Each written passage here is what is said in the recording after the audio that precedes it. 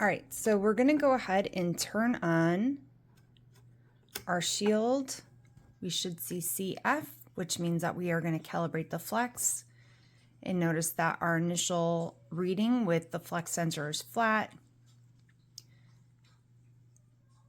is about between 334 and 338. So go ahead and add in a value that matches kind of the range that you see, kind of the midpoint average of the values that you see displayed. Okay, so once you've had that, you're going to take your flex sensor and you are going to bend it about halfway or a little bit less than halfway. And the tricky part here for the calibration is to make sure that you hold it still. So we're going to bend it about halfway. I'm getting values of 245, 248.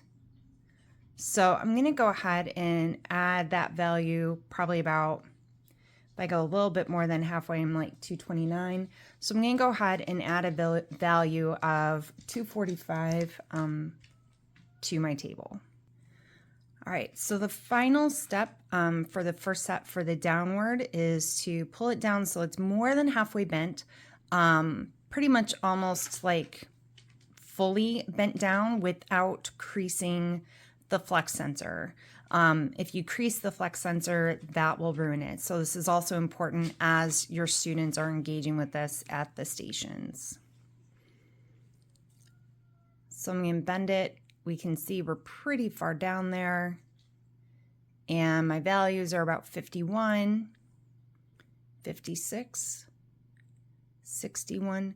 So I'm going to go ahead and put a value of probably around 55 or so, kind of in the midpoint of those numbers in my table. So the next step is to repeat this, but moving the flex sensor upward. So we're going to bend it up about halfway.